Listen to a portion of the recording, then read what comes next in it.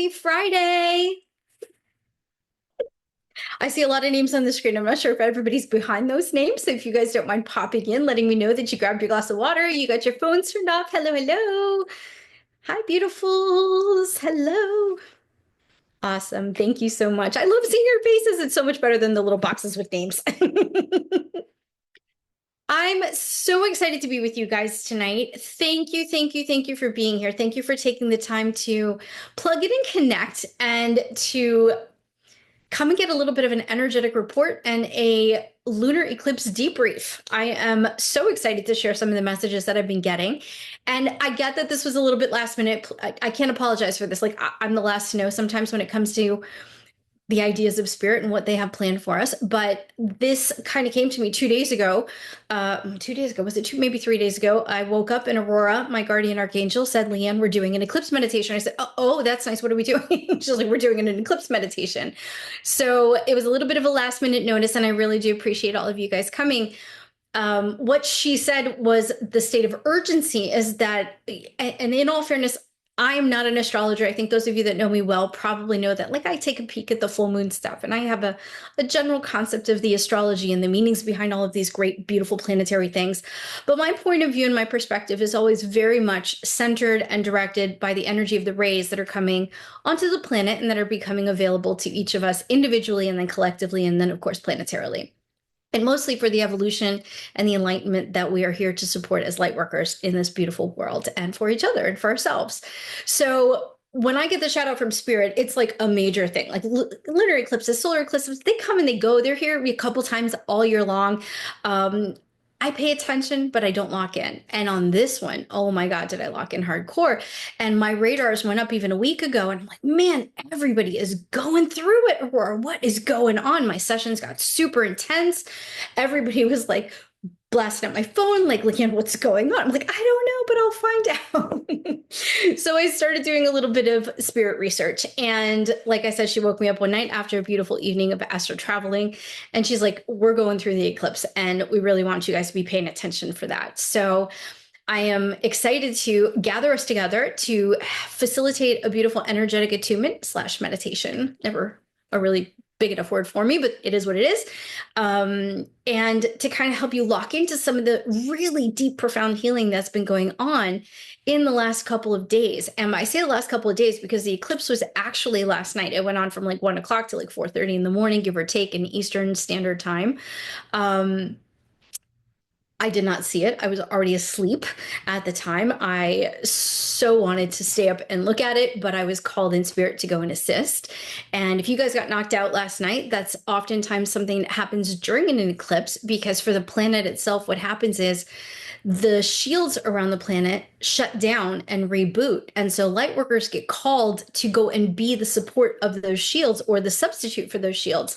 And we link up, we create this great big organism of light around the planet to hold space for her and for life while those shields shut down and reboot. And then we back her up, so to speak. And then while that's going on in that split second shutdown reboot, and this was not a short one, this is a 4.5 hour eclipse. I mean, this is a big, big opening for a lot of energies to go off planet and a lot of energies to come back on the planet. There's an exchange of consciousness that takes place during something like this. And there's an exchange of energy that takes place. So leading up to this beautiful eclipse, we've done a lot of detoxification work. You've probably had all your buttons pushed. You might not even know what buttons you got pushed. Hopefully I'll be able to fill in a couple of blanks for you on that topic. And then in the aftermath, meaning in the next couple of days, we're still in the other side of the eclipse, pulling out of it and really still doing some pretty hardcore detox work. But if you've been paying attention to how you feel, I wouldn't be surprised if you guys woke up today bright and shiny compared to yesterday, all gloomy doomy. So I really hope that that's the case. And I expect more and more and more improvement, more beauty, more grace, more flow, more peace, more deep breathing, more rest, more ease on the next couple of days as we exit this huge pull. So having said that, I'm kind of debating, do you guys want to do a little meditation first, or do you want to do a little bit of energy report first? When I say you guys, I don't just mean you. I'm not really taking votes here. I'm like, them. Do you guys prefer that we do a little bit of centering? I think we're going to do a little bit of centering. It might take us into a deeper meditation. It's possible that we just go all in. Um, but let's take a minute to arrive into a nice energetic flow. We'll unite our energies. We'll plug into each other. We'll get into our own energetic system, and then we'll see where it goes from there. But one way or the other, before we hang up tonight, I am definitely going to give you some bullet points on things to look out for, things to know that you've been releasing. And if you have some emotions flying tonight, just know that that's okay, including really good emotions, because there's so many gifts coming through with this eclipse as well. And you might not be receiving them just yet. You got them, but they might not have sunk in yet. But they will be coming. So I hope that you have some really powerful surges of light that inspire you and that center you and that ground you, and, as you read in my email, rebrand you. Okay. So as we begin, let's bring our hands together and give them a nice little rub.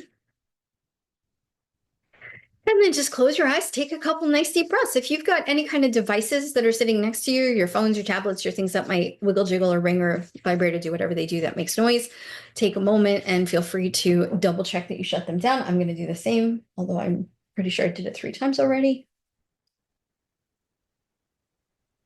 There we go. And then join me as you rub your hands together. And this is just a very simple action that opens up all your acupuncture. It's a very simple action. It's so complicated. It's actually quite powerful. But it is a simple physical action that has really big, gigantic energetic results. So as you take a couple deep breaths, let's slow everything down except for your hands and start creating some spirit fire.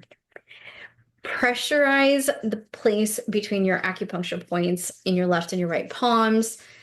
Begin to feel that really sacred friction opening up all the portals of your meridians, your highways of light that create your energetic grids, all of which culminate and end in your palms and the balls of your feet. But I'm not going to have you rub your feet together, but you certainly could. Something that you do in Kundalini yoga, if you guys have ever taken that class. It's kind of fun. Looks silly, feels silly, but works really well. So as you are rubbing your hands together, just take a deep breath. Be lighthearted, be lightheaded, be light in your body. And then perhaps even envision that you are creating flames, sacred flames, beautiful light, beautiful energy. And maybe those flames are just enveloping your palms because that's where you want them. And then maybe those flames spread. Begin to envision all that yummy energy that you're creating, all that chi that you're producing, entering every single one of your portals, moving through the lines of light that are your energetic grids. Pull it into your deepest, centermost points, into the heart of all 7 of your chakras. And there's going to come a moment where it's going to be fighting back. Your arms are going to be like, oh my God, I'm going to fall off. You're going to feel little points in your body kicking back, maybe little pinpoints of pain as you unlock any tight points and meridians in your system. So just kind of take a deep breath wherever you're feeling that resistance, honor that. I kind of play a game with it. I always love to know where my body's resisting, and I just love on that part of me a little bit more. And if you just kind of take your time, don't fight it, don't resist the resistance, you'll notice that it eases. Let those points open, and that your energy begins to flow a little bit more. And so when you sense that, and when your hands literally feel like you're grabbing onto each other, like pulling taffy between your palms, then, and only then, do I invite you to bring your hands into prayer position. Unite all of your acupuncture points, bring them together, and press them beautifully into your heart chakra. And as you do so, dip your chin, bow ever so gently, letting the mind bow to the heart, allowing the heart to lift into unity with the mind. And as you do so, also make sure that you are pulling your chin towards your spine. You want to feel a nice little relaxation at the back of your head, right where your skull meets your spine. And you might need to adjust just a little bit. So do micro movements, pull your chin in, push your chin back out, tilt forward a little more, lift up a little more. See when you can feel the release of everything that you are carrying behind your neck, on your shoulders. Literally letting go of the weight of the world, decompressing from all the extra thoughts, all the intuitions, all the data and sensitivity you've been holding on to in the back of your third eye, all your duties and responsibilities that we hold on to in the back of the throat chakra. Just let everything release. And then start to feel your breath kind of coming in a little bit deeper. There you go. Holding this mudra for just a few moments helps to equalize your energetics and to balance your polarities. And by bringing this hand mudra, the sacred physical communication to your energetic system, into the center of your heart, you're also communicating, not only do I want to achieve balance, but I also want to be heart-centered. And so begin to feel the heart chakra, the beautiful green anahata flower of light, opening up around that gentle pressure as you push your thumbs a little bit flatter into your heart space. Just picture that beautiful flower of light opening up 24 petals and then stretching outwards in every direction. And as your heart has this opportunity to breathe, you might notice that today your heart is breathing a little bit easier than it was yesterday. I certainly hope that that's the case for you too. So if you have to, take a couple big deep breaths, like really just let yourself inhale. Don't try to force it, but allow yourself to. And then notice how that breath has the ability to go down past your heart, down through the stem of the flower of light in your heart center. And that stem of light connects the heart into your 3 lower chakras, the yellow solar plexus right above your belly button, the orange sacral chakra just below your belly button, and all the way down at the base of your pelvic floor, the root chakra. And so just begin to feel that energy that you're creating around your heart and that safety and security and lightheartedness, kind of sending beautiful pulsations, beautiful waves, gentle, soothing energies down through your 3 lower chakras. And by the way, even though I'm saying lower, I don't mean less than, I mean just vertically, they are lower than your heart. Those 3 chakras, the root, the sacral, and the solar plexus, govern over your humanity. That's their domain. They help you to manage everything about living this life and connecting to your human system, the human world, and our beautiful planet. There you go. Good. Everybody take a nice deep breath right around the solar plexus. I just felt everybody relax there just a little more. And then see if you can release any tightness or tension that you might be experiencing around your lower back, your hips, your tailbone.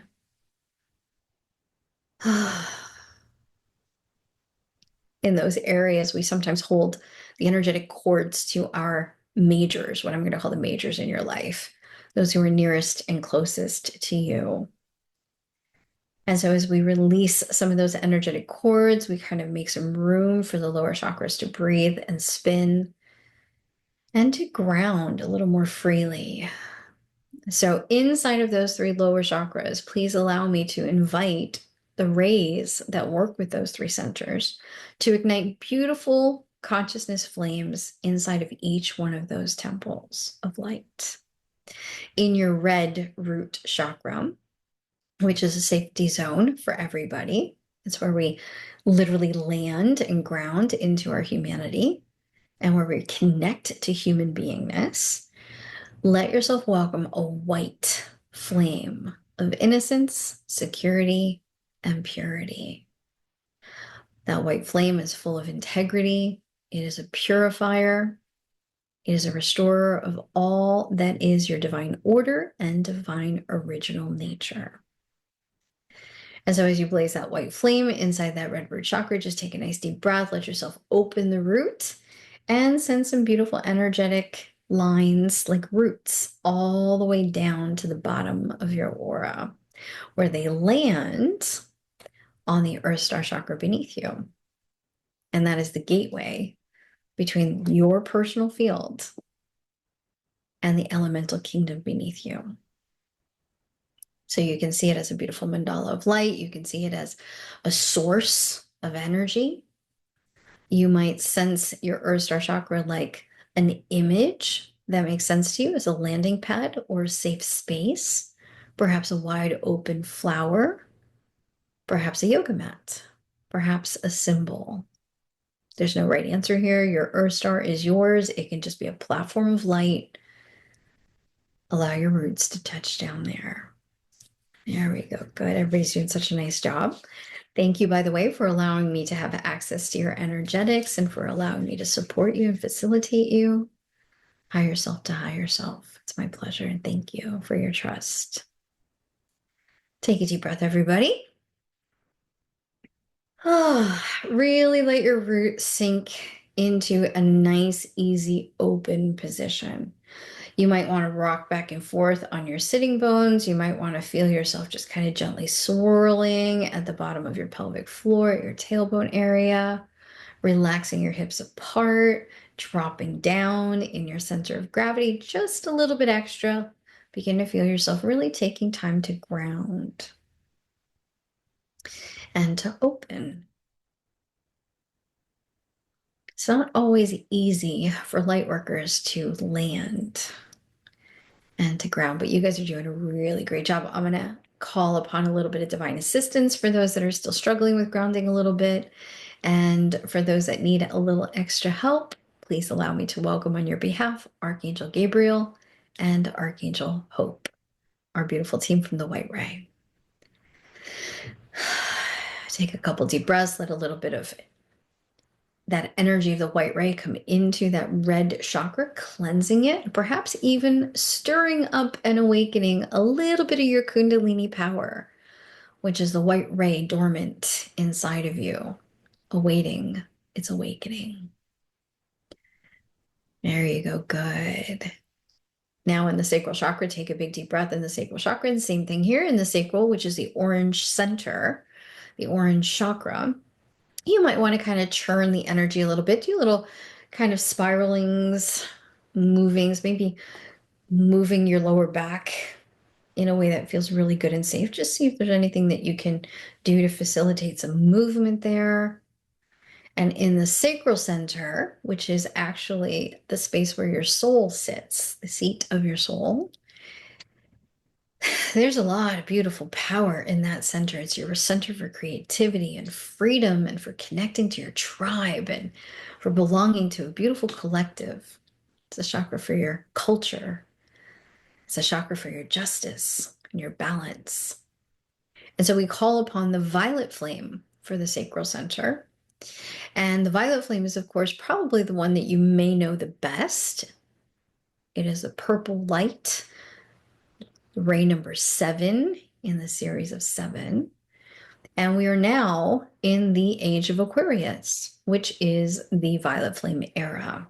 For the next 2,000 years, the violet flame will be hosting all that transpires on this beautiful planet. There we go. Good. I can feel some violet flame starting to open up and transmute whatever you might be holding onto in your sacral chakra, known and unknown. And we're going to start opening up those beautiful portals, again, kicking out some energetic cords that I can see, which are very natural, but that don't really serve you. Sometimes they suffocate your creativity. Sometimes they influence your sense of justice, what's right, what's wrong, who you are, in the sense of like what you bring to the team. So let's release some influence in your sacral chakra. Let's clear that out. We can always bring it back in later if it fits you and serves you. But just begin to feel this beautiful, almost like a hurricane, a vortex of violet flame, spiraling fire, just moving powerfully through your sacral center. And welcome that. Welcome the feeling of liberation. Welcome this beautiful violet flame to set you free of anything that holds you back from the right to be yourself. There you go. Take a big deep breath. Give your hands a nice little rub if you want to. Let's get some more fire going here. Let's kick it up a notch. And when you're ready, if you'd like to, you can also drop your hands down into your lap.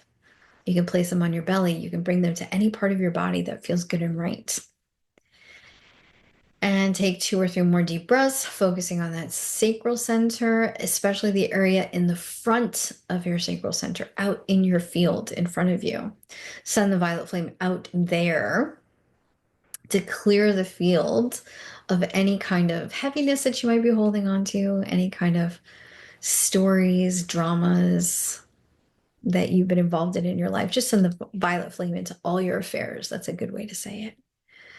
No need to judge it, no need to say good or bad. Just offer your beautiful violet flame benevolently to all areas and matters of your life. And then behind you, same, but send it to your past. Allow the violet flame to enter the portals of your karmic field, both your personal karma and your ancestral karma. And as you send that violet flame out behind you, begin to feel liberated from chunks of your karma.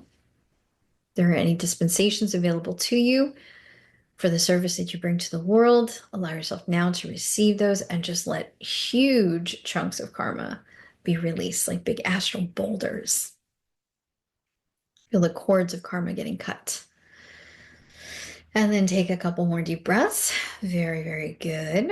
If you haven't already noticed, there's a hint here about some of the things that the eclipse has been working through. And it's been focusing quite a lot on the lower 3 chakras. There we go. Good. I'm feeling everybody's sacral kind of coming online. Take another big deep breath, and then we'll move into the solar plexus. Good. Into your solar plexus, which is your yellow chakra. I'm going to immediately just give you the image of a big hot hearth, a flame that you would feel in the hearth and home of you, a big, beautiful, warm orange fire. And begin to feel yourself just getting lit. Feel the warmth building and building and building, lighting you up from the inside, empowering you from the inside out, supercharging you with your spiritual force and your beautiful fierceness from the inside out. And as that orange fire touches the center of your yellow chakra, imagine that your yellow chakra is like a great big sun, and this orange flame is like a battery pack, supercharging your power from this beautiful center of light. And the solar plexus is all about the relationship you have as an individual I, who I am. Whereas you relate to your tribe in your center that is just below it in the orange sacral chakra. The yellow chakra is all about who do I want to be? What's important to me? And so in the relationship to self, begin to feel that orange fire cleansing and clearing anything that's gotten in the way of that, anything that starts with the word self that's not such a good word on the other side. Self-loathing, self-attack, self-hatred, anything along those lines. And let those energies really kind of lift you beyond any kind of negative self-talk and self-feeling into some of the best self-feelings, self-love, self-respect, self-esteem, self-illumination, self-awareness, self-love, self-care, self-compassion. I think all the other good words can fall under that umbrella. There you go. Good. Begin to feel yourself taking a deeper breath and allowing the flames of self-compassion and inner grace to begin to flow and to shine, radiate out in all directions, 360 degrees, above, below, to the front, to the back, to the left, to the right, in all ways. Let your solar plexus open and shine, shine, shine, shine. And so taking another deep breath, begin to feel yourself so open from the center of these 3 lower chakras. Feel that stem of light leading up to the heart, really kind of expanding itself as if the stem is growing in thickness and stretching open the center of these 3 beautiful chakras. and uniting and harmonizing them all together. The red merges into the orange, and that merges into the yellow. And the yellow of the solar plexus, you might even start to see, is opening up and merging into the bottom of the green heart chakra. And so just take a moment and breathe here. Feel your heart connecting to the top of your solar plexus, really uniting and synchronizing their spins.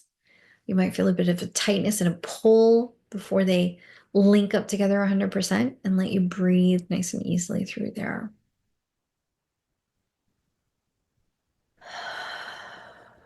Take your time here. Please don't force anything. I promise I'm checking on all of you guys to make sure it's all good everywhere.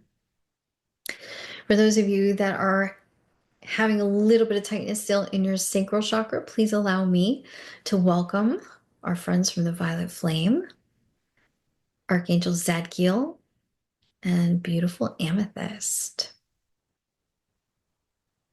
And as they help regulate and balance your purple flames and open up your orange sacral chakra, notice that the field expands. When we light the violet flame, it spreads so beautifully, it cannot be contained. It just continues to blaze and blaze and blaze and blaze outward. And you might notice that even in your aura, there's debris or just tightness, congestion. Again, no need to judge whatever you're sensing in the field, but from the center of your being outwards, these three chakras have been clearing and purging all the way out. And so the violet flame is going to work from the center out to the edges of your field. The root chakra's white ray is going to work from the root down through your legs, through the bottom part of your auric bubble, all the way down to your earth star beneath you.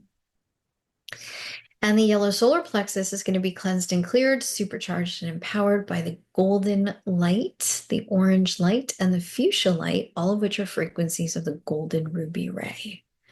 The middle point of that ray, of course, is orange, which is what we've got blazing right now in the center of your hearth and home, center of you. Breathe into that a little bit deeper. And for those that are struggling a little bit there, to open up that chakra, please allow me to welcome Archangels Uriel and Aurora.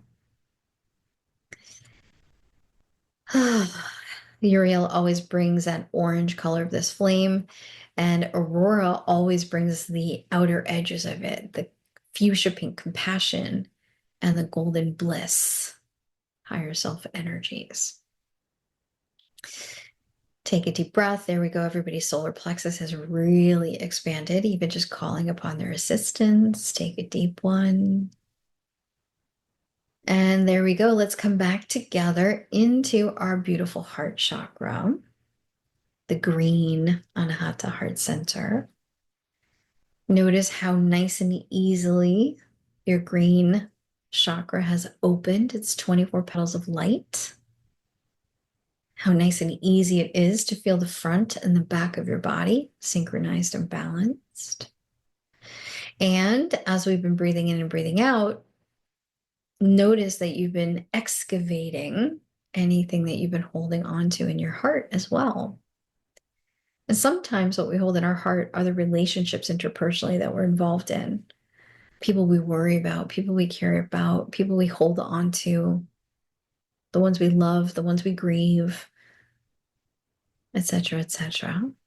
So if you are literally holding on to people or things, maybe even remorse, regret, grudges that are not serving your heart anymore, perhaps you'll consider allowing the pink flame of unconditional love, unconditional acceptance, unconditional life-affirming chi to blaze in the center of your beautiful green heart and to cleanse the territory of all the wounds of conditional love.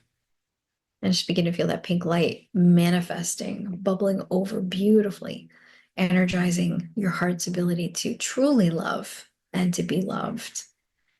And even more than that, to know yourself as love and to know all of life as love, as energy. And to feel affirmed For you are loving, you are lovable, and there is only love. Good. Feel your heart chakra spin, maybe even allow your body to swirl and twirl in the harmony that you've created with your 4 first chakras from the root to the heart. And then taking a couple more deep breaths, and beyond the edges of all your spheres and all your chakra points, I'd like you to envision a beautiful, rich white light coming into the edges, securing you and harmonizing you, and wrapping its beautiful white light blanket around you. Take a moment and envision that, a beautiful, thick, milky white energy covering the edges of you. You might see it literally on your skin. If you want it nice and close, that's perfectly fine. I sometimes feel as if there's a comforter on top of me. A little further out into your aura, you might experience beautiful white wings wrapping around you, holding you in safety and security.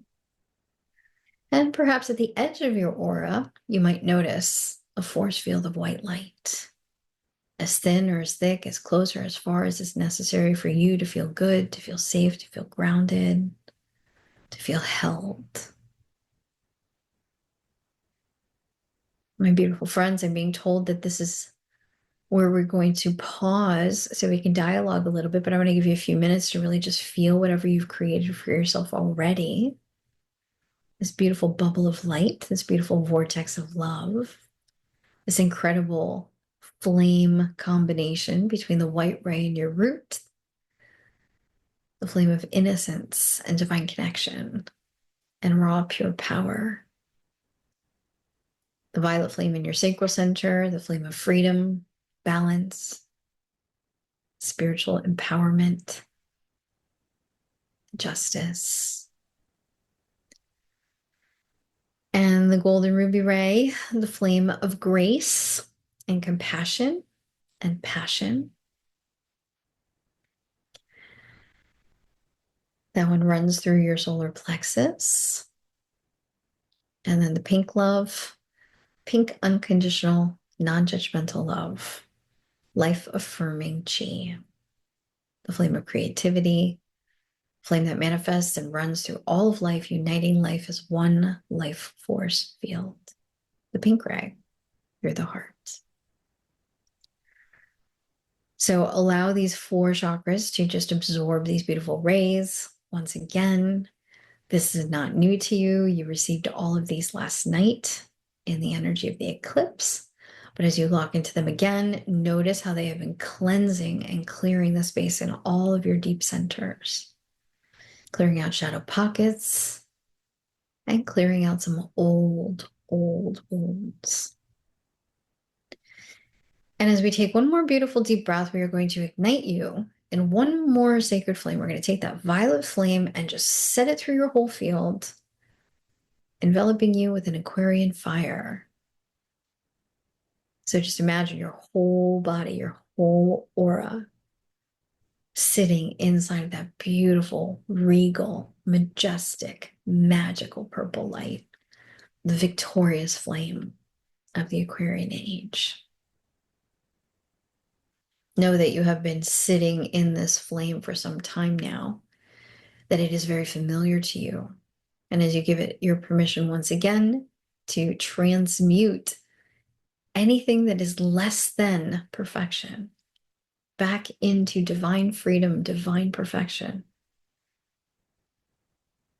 on any level of your being, let it once again be fully activated on your behalf and for your goodness, for your highest and best. And then begin to feel anything that's being released disappearing into the tips of those flames, rising above you, far beyond your soul star chakra, which is the gateway to the divine above you. It sits at the top of your aura. It is a complement to your earth star chakra, the platform of light underneath you that connects you to humanity and the elemental kingdom. And so that beautiful gateway, the soul star above you, is an opalescent rainbow white light field that is full of sacred geometry, that is now responding to your attention and your love. And that gateway is opening, relaxing its edges. And the geometry is expanding, the grids are forming, the gateway is clearing,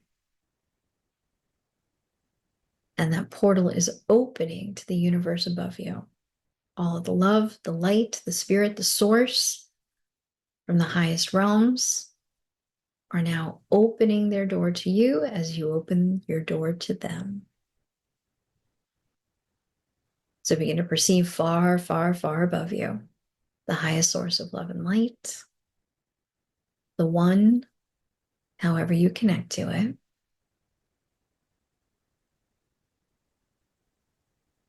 As you connect to the source, all that is, Mother, Father, God, universe, creator, creation, spirit, the light, the love, the I am that I am.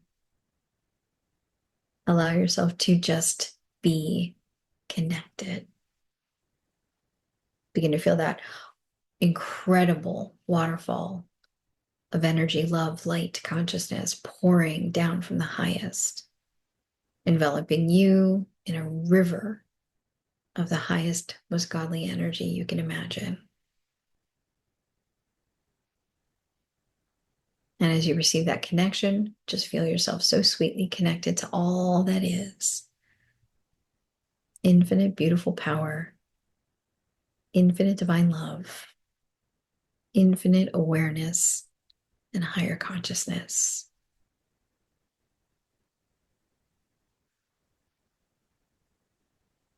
Take a deep breath.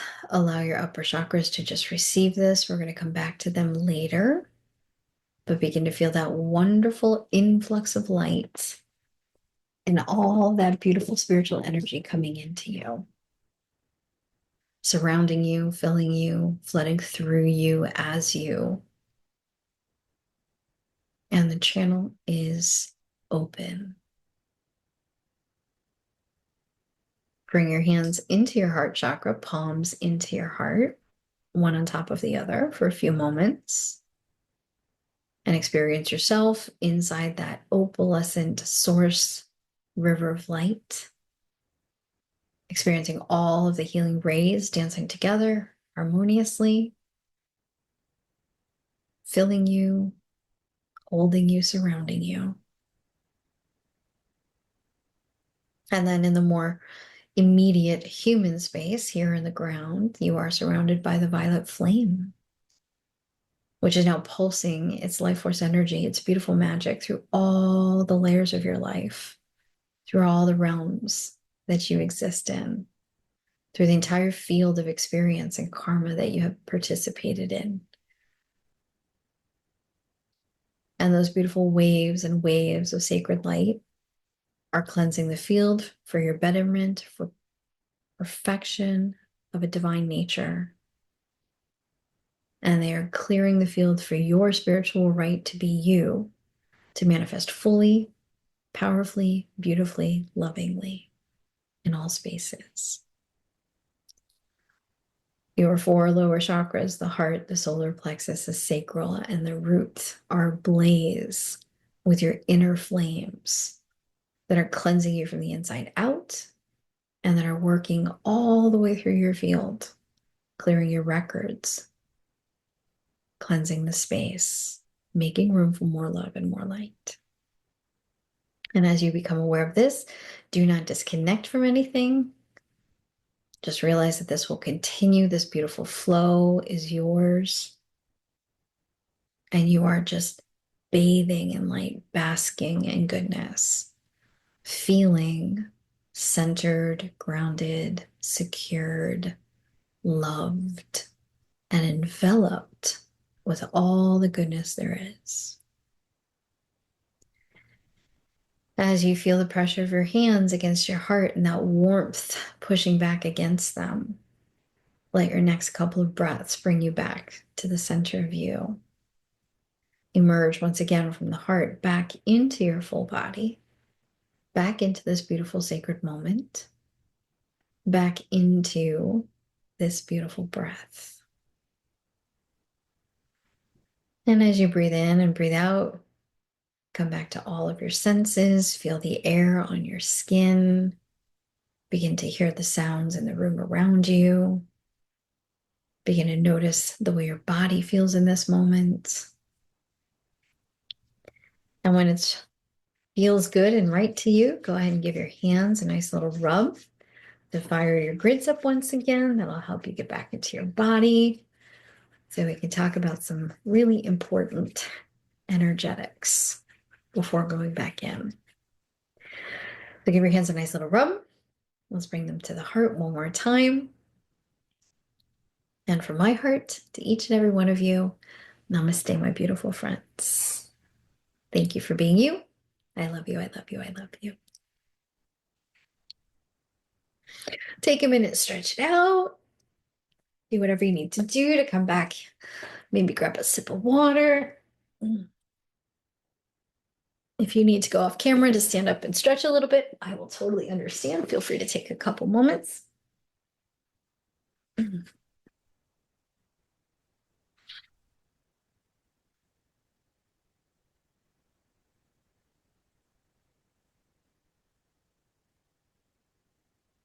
Mm.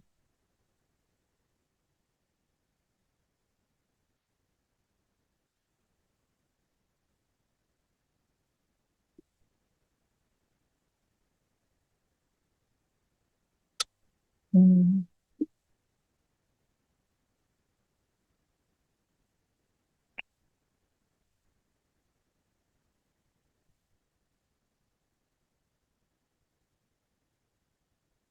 Everybody good?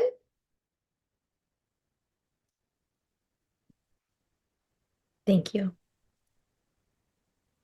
All right. So, yeah, that like needs to get untangled. I sometimes don't realize as I'm sitting for meditation that they go to sleep. And then it's like, wait a minute, that needs to wake up. Mm. All right, my friends. So, does everybody have their thinking caps back on? Slightly. Remember, this will be recorded, so don't stress too much if you don't catch everything. But I have to give you a little bit of a backstory in order to tell you what's going on energetically right now. And for those of you who've been coming to SMPs this year, January, February, March, you may hear some things that you've already kind of heard, bullet points. Maybe it's going to come in a little bit of a different context. And for those of you who are hearing this for the first time, like I said, this might be new information for you, but you've been in this energy, so it should make a little bit of sense. But I have to go back to a little bit last year to get you caught up to what's really going on here. So, and why this was such a major eclipse. But there has been a very big energetic shift that has taken place in the last 6 months. What is it? November, December. Yeah, like under 6 months.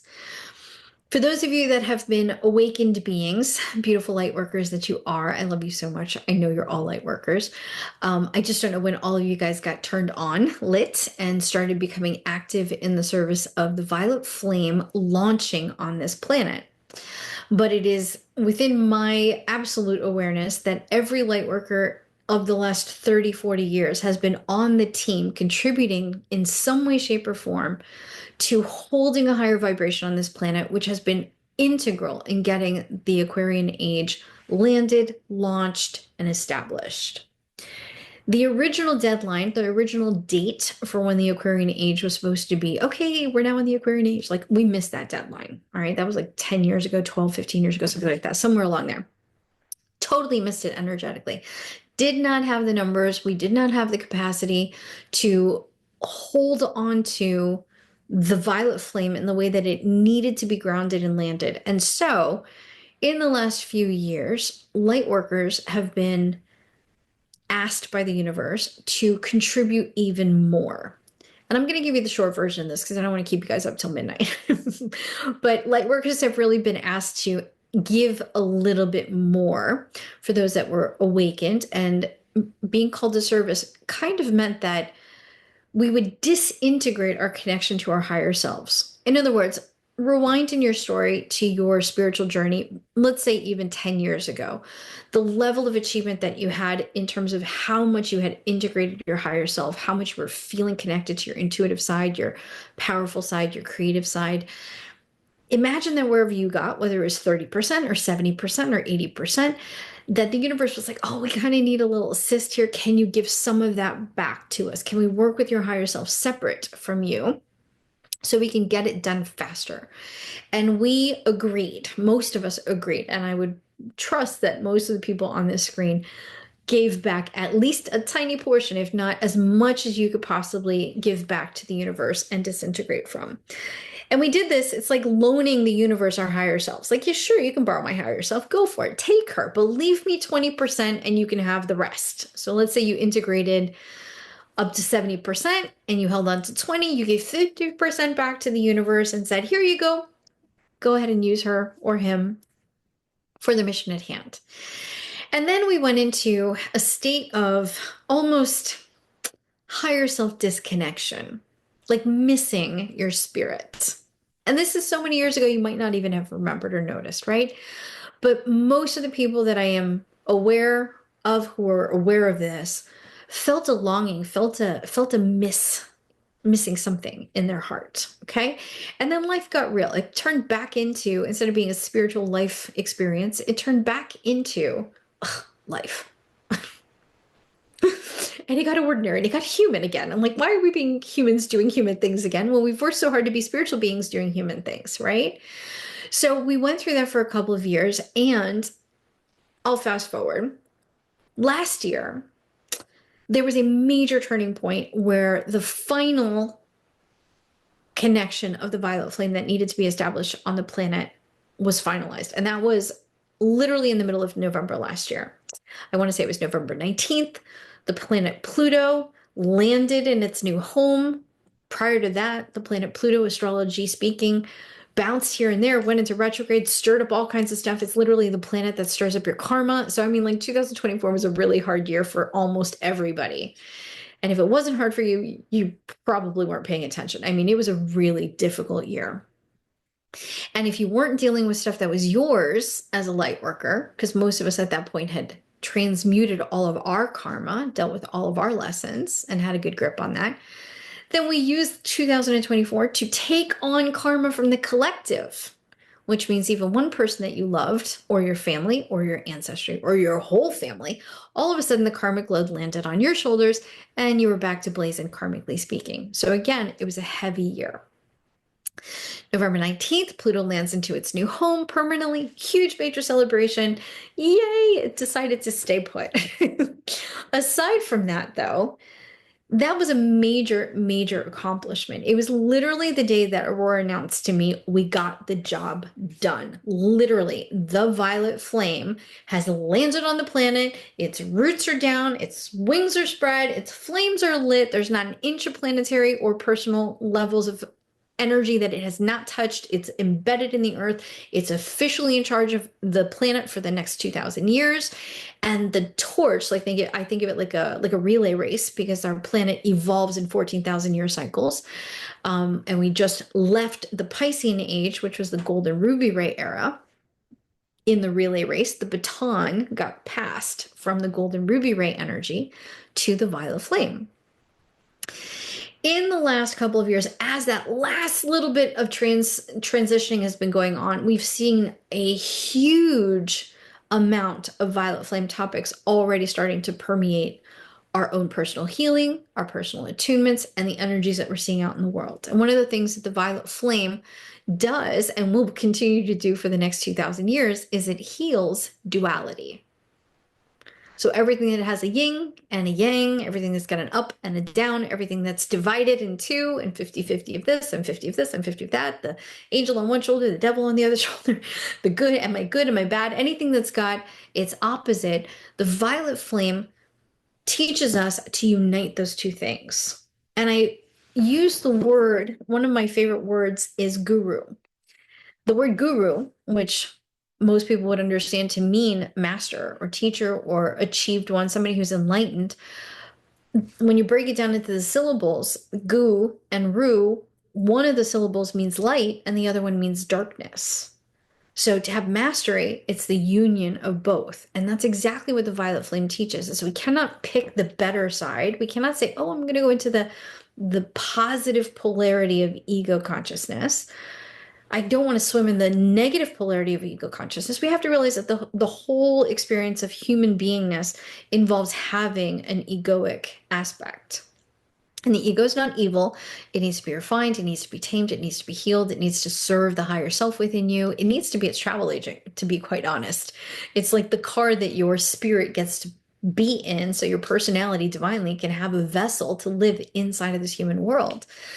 But when the ego causes problems, it's because it's hitting all the insecurity, all the injustice, and all the insufficiency, the scarcity topics that are part of being human. And I say those three things really importantly because in the last year, leading up until now, that has been the final cleansing that's been taking place from the three rays that I just talked about. So the white ray and the root has really been cleansing for the last 6 months, really digging into insecurity pockets and transmuting all of that stuff for you, pushing insecurities to the surface, pushing insecurities to the surface. If you've been feeling like a ridiculously insecure person for the last 6 months, surprise, you're a light worker. It's like literally what's been happening. And you might have been hitting insecurity topics that you dealt with like 10, 20, 30 years ago. You're like, I've had this unlocked for a long minute. Why am I feeling insecure again? This is so 1990s, like just so from forever ago. Why is my 10-year-old insecurity coming back up in my 40-year-old body? Why? Because the white ray has been doing its last purge, getting into the violet flame era. The injustice, the it's not fairs, including inferiority to superiority type feelings, and basically anything that's injustice and duality has been being pushed up by the violet flame. So asking yourself, well, which do I pick? Am I left? Am I right? Am I up? Am I down? Am I this? Am I that? That's been a major complicated issue for a lot of people. Who am I and which of my two systems do I listen to? Do I use my masculine energies or my feminine energies? Like where do I fit into society? Am I this role or am I that role? Like really picking and choosing like which of the things of the many things am I? Which one do I pick? Okay. And we've been seeing out in the world tons of dualistic topics trying to separate us. Take a look at politics, take a look at social topics, take a look at opinions and ideas about the world in general. Like you can find people that are going to say, I'm on this camp, I'm on this camp. Okay, great. There's pretty much a 50-50 divide on every single camp, including gender, identity, politics, religion, you name it. It's like everything is coming up to show you that, hey, this is a dual nature. So the violet flame has been creating balance and bringing up not anything new. And this is so important. It hasn't been pushing the buttons and lighting the flames and causing people to feel separate. It's showing us over the years where we've already divided ourselves and created separation. Does your political party separate you? Does your race separate you? Does your gender separate you? Does your anything separate you? Does the state you live in separate you? Does your preference for coffee versus tea separate? Oh, I'm a tea person. No, I'm a coffee person. Like just any topic has been a source of separating people in the last couple of years. So the violet flame has been really digging out all the injustice behind that and bringing that to the surface. So if you have been bombarded by judgment coming from inside of you and fighting battles against judgments, struggling for your right to just be you in the last 6 months, and your right to get everybody else's opinions about who you are and what camp you belong in, just get it all out of you, you're right on target. That's exactly what you're probably experiencing. And then the third major thing that we've been dealing with is insufficiency. Another word for that, scarcity. And that is really the last big topic that the Piscean age was in charge of clearing out. So the golden ruby energy had so many other things that it was dealing with. It helps us to tame the ego and birth the higher self. It helps us to achieve a state of inner peace, outer peace. It actually, believe it or not, heals conflicts. It's the ray of diplomacy. It's the ray of compassion. It's the ray of a lot of cool stuff. But what it really has been doing in the last year, especially the last year, has been hitting all the buttons of scarcity, right? And the Golden Ruby Ray teaches that absolutely everything that is born of a scarcity mentality is egoically based. In other words, the ego would never even be born if scarcity wasn't a thing. But we get taught by humans who are already in a scarcity mentality that this world is a scarce world. There's not enough power, there's not enough land, there's not enough time, there's not enough of you, there's not enough goodness. We have to fight over it. Get your attention, get your love, get your people, get your tribe, secure yourself, get your scarcity in check, make sure you hoard, pull in the that's not how we're supposed to live in abundance. Abundance speaks to a spiritual state where there is more than enough for everybody. And even if I didn't say more than enough, I would say enough. Enough is enough. Aurora says that all the time. You don't really need more than enough. You need enough, and you are enough, and there is enough. So if there's a concept of scarcity that gets introduced, which is bred into you by other humans who are already here by the time you arrive, conflict arises from that. Energetic manipulation arises from that. The need for the ego to master convincing you, stealing from you, taking from you, convincing you to give me your power, take your influence, give me this, bring me that. Energetic manipulation. I need to get mine. I need to get mine. That all comes from that original scarcity problem. So if there was no scarcity, we would never even need the Golden Ruby Ray. We would just be in bliss. Peace and bliss. Okay? Wouldn't that be a lovely world? So for 2,000 years, we've been working on things to get to the point where scarcity is literally not what we know to be our reality. And in the last couple months of the Piscean age, we had like 1,000 times more scarcity issues coming up. So we got hit hard in the solar plexus. We've been having all of our buttons pushed. There's not enough of this. I'm struggling for that. Surrender, sacrifice, martyrdom.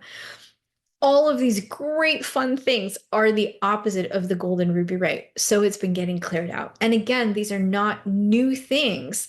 These are things that are even in the collective consciousness that we are a part of. And as light workers, if it's not yours, it's ours. And we've been pulling it up as the willing flames to receive all that and to transmute it off the planet. Everybody with me so far? Okay. Take a deep breath. We're getting to 2025. I promise I'll get there. So big deal. November 19th, last year, 2024, bam, the violet flame arrives. Woo-hoo! Everybody's celebrating. Your higher selves were released from the universe and told that they could come home to you. How amazing is that? You accomplished the job. Thank you for your service. Go home, right? Connect to your human, bring back Aurora says it like this. She's like, you left with a backpack and you're coming back with a freight train worth of baggage, right? Like all the good stuff, all the thank yous from the universe, all the blessings, all the good karma, all the good support and supply, all the thank yous are all coming back right back into you. But it's a huge amount of stuff for you to bring back into you. So that 50% potentially that you gave back, the capacity of that 50% is far exceeding what you gave away. And there's so much more coming back to you, so much more goodness. So much goodness. In fact, it's going to take you like 3 years to get it all. So it's not in a rush. It's slowly coming back in. Your blessings are coming. It's amazing. And you should probably already start feeling some of those blessings, by the way. Having said that, then we were told, rest. Just rest. You just spent 10 years building a bridge between the Piscean age and the Violet Flame age. You did a great job. Take a minute, catch your breath, relax. And so hopefully you guys have been doing that, energizing yourself, taking care of yourself, hitting the beach, doing your salt baths, pulling out your sage, not worrying about everything, relaxing a little bit, enjoying yourself, creating joy, good time with your friends and your family, and not giving yourselves a hard time. If you haven't been doing that, it's what you should be doing right now. Okay? We're not excused from loving and taking good care of ourselves. We're still on that. This is not the time for you to conquer the universe and master the plan of your next version of you. You can be in planning, you can be in like, ideas, oh, inspiration, yay. You can meditate on all this stuff, but you shouldn't be feeling pressured right now to go and save the world or create the next big gigantic thing. So if you're feeling that, take it easy, okay? That's the kind of pressure that we were under for the last 10 years. It's a little weird for us to not be under so much pressure. Then the next thing that the violet flame Aquarian age needed to take place and to have happen on the planet, and the invitation to light workers is to be the first wave of ones to receive this, is to, and hear me out, super important, light the twin flame connection. And again, if you've been in my classes for the last couple months, all I've been talking about is get your twin flame on, get your twin flame on, get your twin flame on. And for those of you that don't know what I mean by your twin flame connection, no, I'm not talking about like, oh, my twin flame and some of the ways that the new agey world talks about twin flames nowadays. And I don't mean to roll my eyeballs, but it's not accurate. So I'm going to roll my eyeballs. A lot of people get lost in that dialogue. A lot of people think that their twin flame is the other half of their soul that's split apart and lives in some other body, and that by chance of the 8 billion people on the planet, your twin flame is meant to come and find you, and there will be cosmic bliss every day after you find each other. And then they measure every relationship, every connection based on that, and usually are supremely disappointed. And I will say, if you actually did find someone like that, that is such a close soulmate, it is not an easy lifetime. It's not necessarily the joy and bliss that everybody thinks that it might be. It's a very difficult and super intense signing up, okay? So aim for a really close soulmate. If you're looking for a life partner, aim for a really close soulmate, as if you want to find the leaf on the branch of the same tree that you're on and not some leaf from another tree in a different forest on the other side of the planet, right? Like proximity of souls. I totally get it. You want to feel some resonance. Even finding another leaf, another soul on a tree in your forest, you're already like golden in terms of a relationship. Okay. So put that into perspective. But really, spiritually speaking, what the twin flame connection really means is that you in your energetics have a dualistic nature. You have a masculine polarity and a feminine polarity, what I will call your blue and your pink. And the idea of being in your twin flame partnership is that your masculine energy, your power, force, love in your blue sense, and your feminine aspect, your power, your love, and your force and consciousness in your feminine sense are equalized, equally doing their thing, both at the same capacity and merge together. When your blue and your pink match, they unite and they make purple. You learned this in kindergarten, I'm sure, right? Pink and blue makes purple.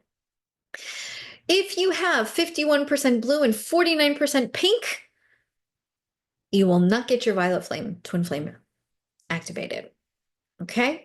And fact of the matter is that most of us, because of our egoic survival needs that are battling insecurity, injustice, insufficiency, and managing our life experience, controlling our life experience, and setting ourselves up for success in terms of like our programs, the way we operate, the way we show up in the world, et cetera, to give us this fake sense of security, this fake sense of control. We're robbing ourselves from being in that space of twin flame energy.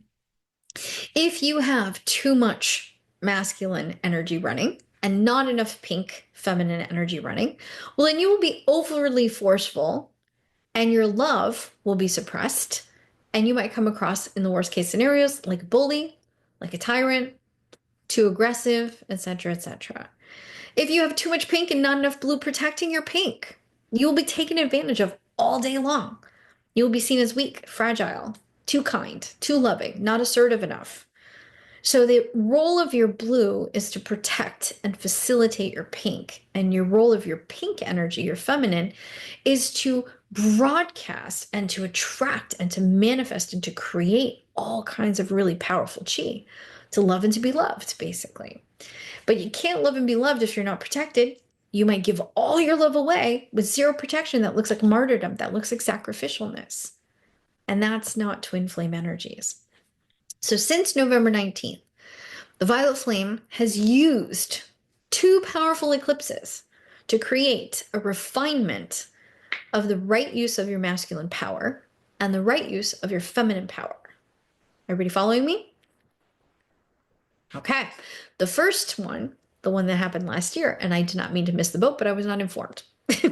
I blame Aurora. I think I wouldn't have been informed anyway until both of them got lined up. I don't really blame her. I'm just joking. But the first eclipse, the last eclipse of last year, was the one that refined our feminine wounds. And so any wounds that you had from the divine feminine nature of your being, anything that disconnected you from the true power of your love, the true force of your love, anything that was harmful lovingness, anything that has, I hate to use the word loving, it's not really accurate because people use the word love and they throw it around, and when it's not refined, if it's not used right, then I would prefer to call it energetic manipulation. So if you've ever been energetically manipulated under the title of I love you, it's for your own good. Those are wounds against your feminine, okay? Let alone if you had feminine teachers who promised you the world, but then treated like you had no power. If you were disrespected by feminine energies, if you had problems with feminine beings who were powerhouses in your life, if you had difficulty accessing your own power and protecting it from your pink aspect, all of these things can create wounds, okay? So all of that stuff in the last couple of months has been coming up and got flung through the eclipse last year. And the eclipse that we went through last night, ding, ding, ding, ding, ding, surprise, surprise, surprise, has been cleansing the wounds of the masculine. Take a minute and just kind of think about what you've been up to in the last couple of weeks, right? The wounds of the masculine, wow, the wounds of the masculine basically mean, let's just say, the wrong use of masculine energy and power ever used against you. And that could be non-equalization of the feminine to the masculine. It could be ancient patriarchal consciousness. It could be disrespect of who you are. If you are in relationships, you may have over time not been treated as an equal. That's a wound. If your masculine counterparts, your parents, and by the way, everybody has masculine and feminine energies, right? So it's not even that it's just a wound from males. It's also the wound from anybody who's misusing their masculine power. Somebody who's bullied you, somebody who's abused you, somebody who's aggressed you, somebody who has in some way imposed themselves on you and said, you are my version of you, as opposed to, oh, who are you by original divine design? How can I love you? How can I support you?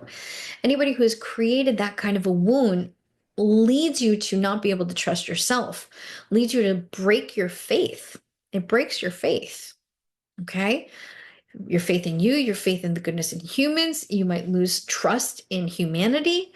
You might have a negative, pessimistic outlook in life. All of these things stem from a masculine wound. It might even, on the divine level, cause you to be afraid of God. It could be keeping you separate. Even if you have the deepest faith, even if you have a great love, you might still unconsciously hold God over there, as opposed to being like this, totally in love, partners in life. Okay? So in this eclipse, we have been having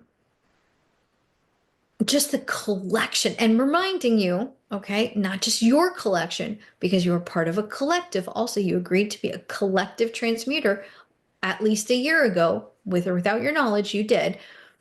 So it's not even just yours. Think of your family, the wounds of the masculine in your family, the misuse of masculine power in your family. And again, we're barely out of the other eclipse, so we're still also dealing with the wounds of the feminine and the misuse of feminine power. And you guys all know the great labels that go against feminine power, all the titles and words that they use that label femininity in horrible type ways, right? Being powerful as a female. But the same goes for the masculine. So all these wounds have been getting pulled up and cleared. Take a deep breath.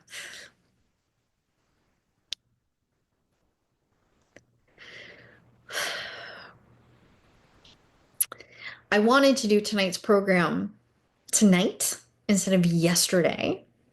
And Joelle and I talked about it. We kind of like agreed, like we're gonna fling you through the eclipse and we'll debrief you afterwards. Like that'll be a great idea. As opposed to giving you a heads up so you could get in control in advance. Aurora did not want anybody to go into it knowing what they were going into fully, because sometimes the ignorance is bliss, so to speak, and it can work in your benefit and in your favor. If you don't know what to disagree with, you can't really disagree. If you don't know what's coming, you can't really resist it. You just go through it, right? And this eclipse was literally a portal in time. The first eclipse was a portal in time. It was a portal in energetic consciousness. And we moved through two major portals that have literally filtered us, like passing through a filter, like everything that was wound based for the masculine and feminine is now left in the past as of today. And what that does is it clears the slate and puts you in a position to now be fresh and new and back to original design, so that your actual twin flame can get lit come the spring equinox, which is right around the corner on the 20th of March. Those of you that don't know what an equinox is, there's 4 major times in the year where the sun and the light of the planet, I'm not really explaining that very well, or give me better words for it. Okay, so there are major points across the year that define our seasons. So the summer equinox is the longest day of the year, the most light, the hottest heat. The winter equinox is the shortest day of the year, where there's the most nighttime. And the 2 points exactly in between, so you got your winter and your summer equinox solstices here. The middle points between them are your equinoxes. So when you come into the spring equinox, we're coming out of the winter months where we have emerged from the shortest night, and we're now moving into the days growing longer and longer. Any day after the winter solstice, the days get longer and longer, brighter and brighter, and then going all the way to the summer equinox. So now we have an abundance of light, abundance of flow, and that spring equinox moment is really a time when we shift from introversion to extroversion. We shift from potential to realized potential, activated potential, living, breathing potential. And so until the autumn equinox, when we tuck back in, we reap our harvest, we go back into the inner spaces of ourselves, we lean into and towards the winter solstice. And so we start going within into our shadow spaces to recalibrate, redefine, revamp, redesign who we want to be. So the spring equinox is the time of year when we catapult into our new design. That's why I called it a rebranding campaign. And coming out of the energy of 2024, coming off the team of launching this Violet Flame agenda, and then getting 2 massive opportunities to transmute our right use of power, both masculine and feminine, and then to unify those 2 on the spring equinox is a major energetic game changer. I hope this is making sense to everybody. You guys are still with me. I know that you get it. So from this point on, meaning we just finished detoxing the masculine, we just pulled all that stuff up. We're still going to be spewing it out. We're still going to be acclimating and integrating for the next couple of days.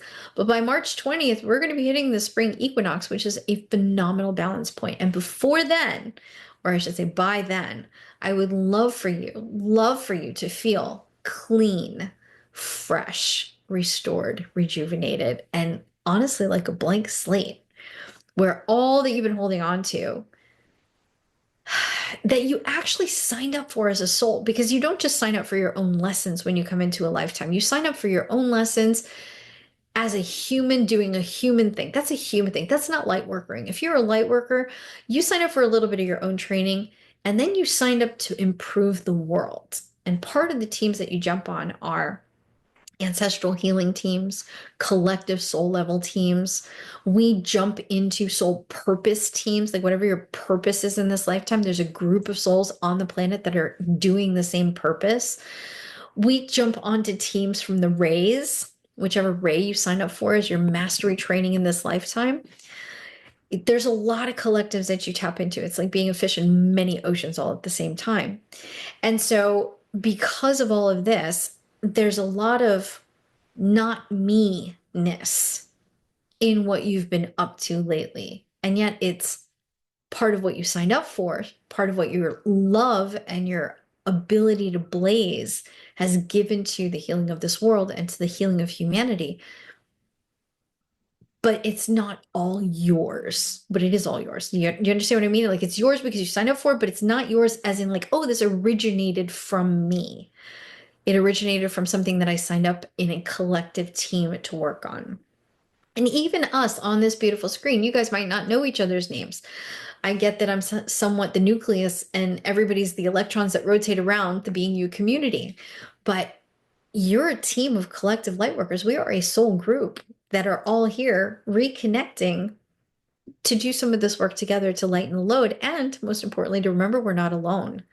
So I love you guys so much from my whole heart. I say that as often as I can. I hope you know how true it is. Even if I've never met you, I completely respect you. And I know how important you are to this world. So what we're really going through right now is a serious identity rebranding campaign. We are no longer the ones launching the Violet Flame Age. So what's the job to do?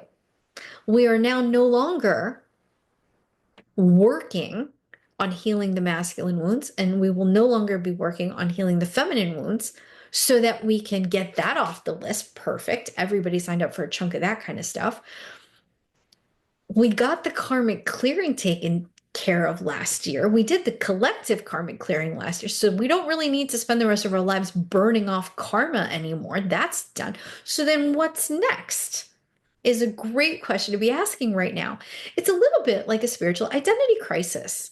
If you really think about it, most people are like, I don't know who to be or what to be now. What's going on? Everything that was once familiar, everything I thought I was as a light worker. I don't even like the word light worker anymore, by the way. That's how ugh, I am about it. I had a conversation with somebody and they said, well, how about light bearer? And I'm like, yeah, but that still sounds like work. How about light beer? Can we brand and coin that phrase? I just want to be a light beer in the world.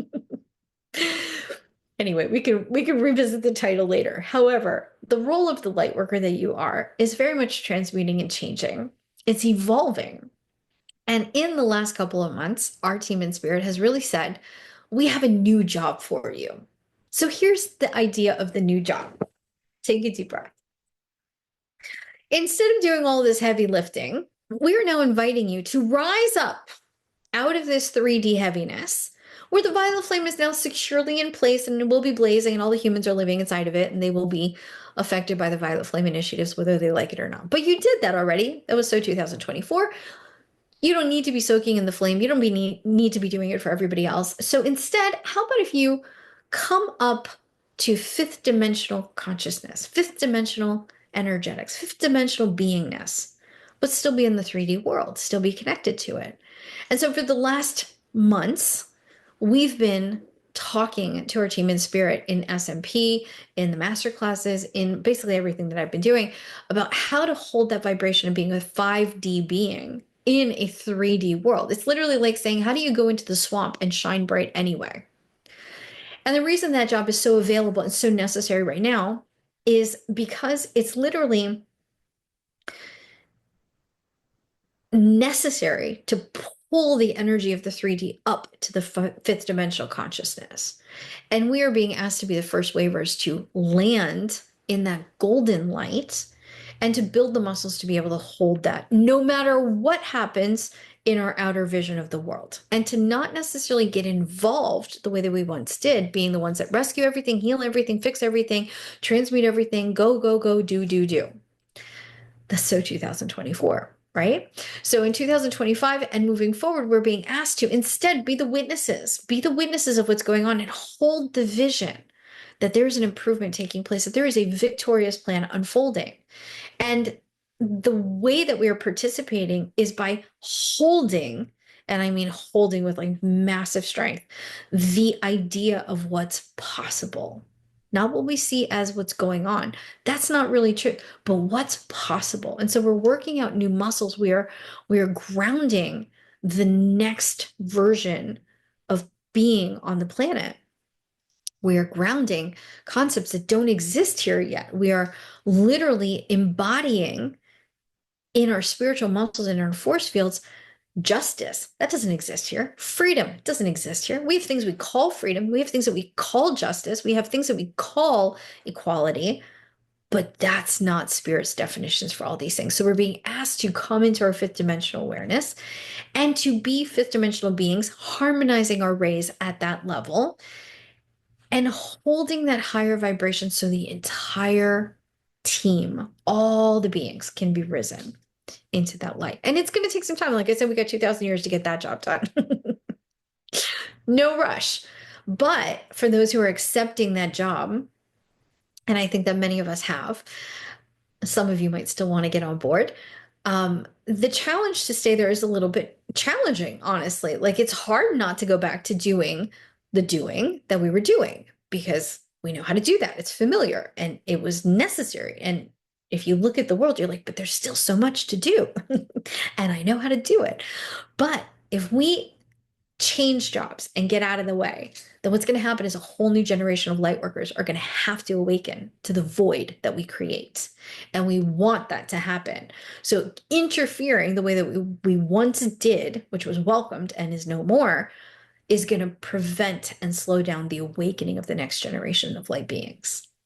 So while they take over the job, we'll still be coaches, we'll still be available to them, we'll still be examples, we'll still be friends of and teachers of and aunts of and uncles of and parents of and besties too, all those newly awakening ones, but we will now be doing the next job. So I don't want to go too far into that, but I do want to say, coming back to it, focusing on this particular eclipse, that there are all of these deep, deep, deep core level, and I mean core, like in the innermost part of you that you probably haven't touched in a long minute, deep core wounds that have been excavated and that, again, I'm going to say, you don't have to fix, you don't have to go, oh, what are the wounds? Let me go fix it. No, your eclipse already took care of this. You're now on the other side. So don't go and stick your hand through the eclipse and pull it back into the present. You don't want to do that. Leave it, leave it alone, leave it in the past. But know that as you're coming to the other side, there's some unfamiliar feeling that you're going to be feeling. Like, oh, well, that was a problem before, but where did it go? That's unusual. And expect a little bit of an identity crisis on the other end. All your jobs that you once knew and were familiar with, they're taken out of your hands. Job's done. Succeeded. Good job. Okay. We haven't necessarily received the new directives yet. We're still first and foremost in training to be fifth dimensional beings. Learn as much as you can about that. Next, once you've got a good footing in 5Ding, you're going to be then creating new purpose. You're going to then be aligning with more grace, creating momentum, building the next phase of your life and expressing your beautiful love, your light, your power in ways that are so appropriate to you that you haven't even thought of yet. So don't stress about that. Do not be surprised. Do not be surprised if everything that was once your goals, like yesterday, are no longer important to you, like you couldn't care less about them. That's going to happen. It's okay. Don't go into a crisis mode. Imagine also that everything that felt familiar is now going to feel a little bit distant, a little bit different, including you to you. And then secondarily, you are going to be reconnecting very, very deeply with your own higher self. And that higher self that you sent away and volunteered for divine service years ago is not going to look the same as the one that's coming back to you. So even that won't feel familiar. It'll be much more forceful, much more powerful, much more beautiful, much more wise, much more connected, much more resourced, intimidatingly so. So much more than you ever thought you could ever be. I don't know that part of me. Suck it up and pull it in anyway. Even if you have to eat that elephant bite by bite, okay?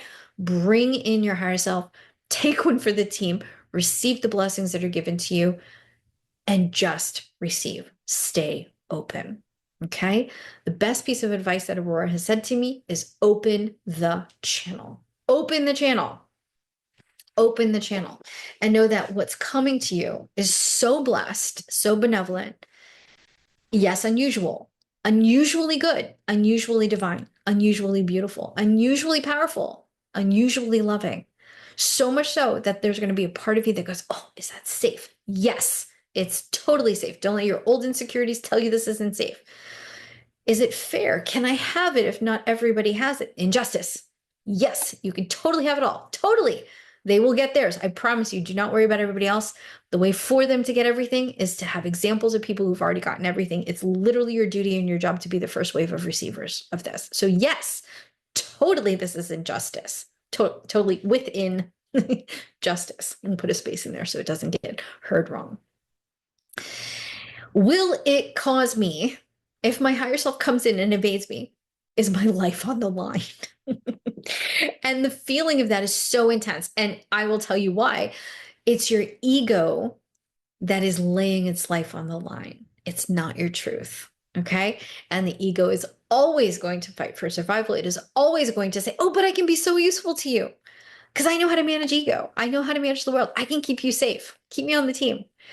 And there will be a threat to your ego as your higher self comes back.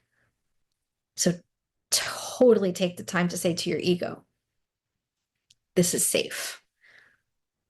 My higher self is not here to threaten your life. As a matter of fact, we have a great proposition for you. We need you. Can you refine your job? Would you please be our vessel? Will you jump on the higher self team? Can't do it without you. You're the most important part of us. Like, feed the ego's ego. Okay? But give it a spiritual purpose. Give it a spiritual job. Let it manifest for your spirit. And what it will tell you is like, but what if there's not enough? It's going to tell you scarcity consciousness. Okay? Know that this is not scarcity. You are no longer in an age of scarcity. You are no longer in an age of injustice. You are no longer in an age of insecurity. It just doesn't look like that yet out there. Okay? Because the old movie's still playing. It's going to take a minute to change the reels and get the new movie on the screen. It's just what's happening. So for those of us who are first waivers and who are getting the memo and who are answering that call to be fifth dimensional beings, this eclipse is literally the reset, new beginning that you need to get to that next level of your beingness. It's literally the beginning of getting into your twin flame power, balancing and harmonizing your polarities, becoming a united twin flame system, learning how to be that comfortably and confidently, and then creating from there a violet flame win-win spiritually authoritative lifestyle. Magically, like the alchemist that you were designed to be. Okay? Take a deep breath. This is really amazing. Okay? And yes, the ground is shaking under you. Your insides are doing flip-flops. I get it, but none of that's really important. Just let the flip-flops happen. Let the ground shake. There's a way higher consciousness in charge of all of this. The hands of light have held you through every part of this journey and have yet to let you down. Don't forget that you are being held by love and light. You are still in God's universe. There's still love. There's still blessings. You are still safe. You are so loved. As a matter of fact, you never weren't. You never weren't secure. All insecurity is an illusion. You never weren't in justice and balance and freedom. That was just an illusion. You never weren't in complete and total abundance and grace. Scarcity is an illusion. Okay? And as these illusions are getting broken down, we're moving into a new world where the energies are going to bring you into love, harmony, balance, goodness. So thank you for hearing that memo. Watch out for that feeling of those three big major themes, and especially the root chakra insecurity one. That's been like the biggest place that I've heard people, every single story I've heard about masculine wounds started in the earliest of years for every single person I've talked to. They originate in your white ray problems. In other words, this is a white ray problem. It grows into a purple ray problem. It then grows into a golden ruby ray problem as you age and as you manifest yourself up through your chakras and you evolve in your human beingness. So it's just a three-layered problem, but the source of it comes from the original wound. And the ultimate masculine original wound is a feeling of separation and abandonment. And then the story that we tell ourselves about why we're separate, why we're abandoned. And now that you're abandoned, you have to survive. And there it goes, the story. Insecurity, here we go. Injustice, here we go. Insufficiency, here we go. And that's how it begins for everybody. Okay. So we are rewinding all of that. And this beautiful, helpful, thank you so much, Eclipse, has pulled us through that filter. And so I'd like to take you into our second part of our meditation to let you cleanse even more in some of these beautiful flames. But I want to give you a couple minutes to stand and stretch. And if you need to refresh yourself, you certainly can. So let's take a 5-minute break and I will see you back here for our next meditation. Okay, my friends? Thank you. All right, my loves. I see most of you guys popping in and out of there, and I've got a good feeling that most of you are back. Good, good, good. So as you come back, if you touch your devices, make sure they turned off, that they're back to being turned off. Take a couple of deep breaths, get your fluffy pillows, get your warm, fuzzy blankets, get whatever you need to kind of sink into your beautiful meditation. And when you're ready, drop into your space, close your eyes. Start breathing, breathing in, breathing out.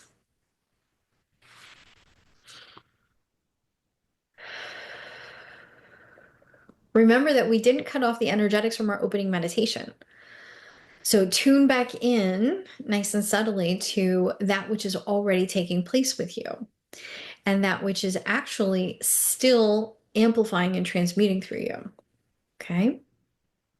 So as you close your eyes, if you want to, you can bring your hands back together, give your hands a nice little rub, fire up your grids, get your spirit all ready to go one more time. I have to tell you, it makes me so happy to see you guys all wrapped in fluffy blankets. Like it's so nice. And it's such an appropriate feeling for this white blanket of light that's kind of enveloped us through this eclipse, which is really so sweet. So, so sweet. So as you're rubbing your hands together, just kind of come back into yourself. I'm sure that some of you already started to like trickle out into the universe. Even as we were talking, you could feel you traveling into your etheric bodies. But take a minute, we're going to come back into the self and then we can launch once again. Give your hands a nice little rub, get your grids all fired up, warm up your spirit. And again, set yourself inside of the violet flame. When you're ready, you can bring your hands right back into the center of your heart. Lock into your heart, lift up the heart chakra, squeezing your shoulder blades at the back of your heart. That really opens up the front of your heart chakra, compresses the back of the heart chakra. And then taking a nice deep breath, feel your throat chakra kind of relaxing open. In our opening meditation, we dropped the chin to suppress the ego mind. And this time I want you to just kind of lift your chin up nice and easily. If you have any neck challenges, be very aware of that, but just kind of tilt your third eye up to the light above you. Let's open up that beautiful throat chakra of yours. Relax your jaw, relax your tongue, relax your palate. Maybe you'll feel a need to swallow or to clear your throat, or maybe even just to open your mouth and take a couple big deep breaths.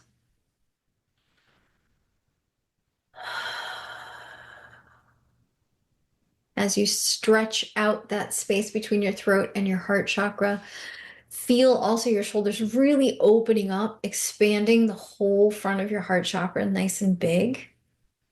And if you are inclined to do so, you can even open your hands, tilting them up and outwards, and just lean your heart and your head to the source of all of life above you.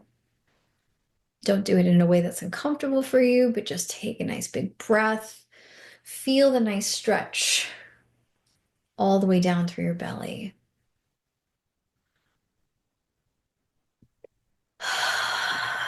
And then on your next exhale, let yourself come back into alignment. Let your head come forward.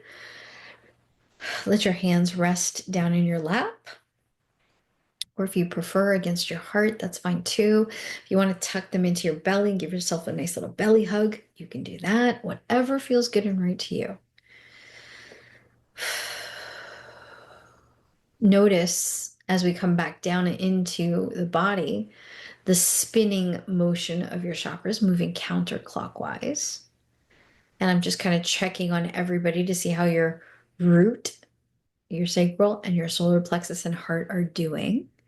And I'm actually seeing a lot of beautiful movement. They're spinning clearer, they're faster, they're steady. I can see a really nice vortex of energy inside of all of you, and then softly in waves, like sound waves or like ripples when you drop a pebble into a pond, just waves of that spiraling energy just kind of moving outwards through your field. Really nice. Just kind of feel the vortex that your chakras are creating around your body. If you're not leaning against something, you might actually feel your body moving and swaying as your chi spirals inside of you. It's not necessary. You can even envision it psychically. Just sense it, see it, feel it, know it. I'd like you also to see where your perimeter is being set, the edge of your aura. Notice the depth away from you, the distance from your center that it is setting itself at. And notice also the thickness of your outer shield and that beautiful white light that is holding you steady and secured. And then I'd like you to just take a few breaths, take a few moments, and literally envision yourself on your out breath, just pushing your aura outwards. You can even use your hands to do that if you want. Just create that imagery that you are exhaling into your bubble, blowing it up a little bit, like expanding it out, stretching it a little bit in all directions simultaneously, including above you. You can push your soul star up just a little bit. Let your center of gravity at your soul star chakra at the top of your bubble lift a quarter of an inch, 2 inches, a foot. Don't push it beyond that. I'm not asking you to force anything. I want you to just see if it can lift a little bit higher. Just something that's easy and comfortable. And then feeling that lifting of your soul star, just even if it's just a quarter of an inch, feel extra space now being made in your central channel. From the center of that soul star, there's a white inner bar of light, a stream of light, the biggest meridian inside of your body. That is the main part of your energetic grids. It's the biggest line of light inside of you. And that is your central channel. And it comes down from your soul star. I should say it comes through your soul star, all the way down into the center of your crown. And your crown chakra is responding to that. It is opening its almost 1,000 petals of light. Some of the crown chakras in the group are just a little bit lazy. It's probably past your bedtimes. So forgive me for opening your crown chakra just a little bit more to help facilitate this flow. Your crown chakras are going to want to lift off of your head ever so slightly, as if when it's tucked in, it tucks into your headspace. And when it wakes up, it lifts up off of it and opens nice and beautifully. Just lifts a half an inch off of your surface so the petals can all really fan out. And I'm feeling a really beautiful Akashic breath, a beautiful white breath, a spirit breath, the Holy Spirit breath, some like to call it, blowing across your crown chakra, just really like a fresh, crisp winter breeze, just a crisp breath of air blowing across your chakra petals, cleansing your crown, setting it free of all debris, any residual energy as it's affected by any of the topics and things that we've been experiencing and clearing. So just imagine your crown chakra kind of like shaking off that beautiful spirit wind and dislodging any chunks or dirt, smudges. You can use your imagination here to sense or see or picture in your mind's eye anything that would be kind of slowing down your crown chakra. Maybe something's wedged in there and preventing it from spinning. Again, play with your imagery. And if you are just in need of a refreshment, maybe your petals need to be plumped up. Maybe they need to be polished, brightened, stretched, unwrinkled. Go ahead and see your crown chakra receiving that Akasha breath and being optimized almost instantaneously.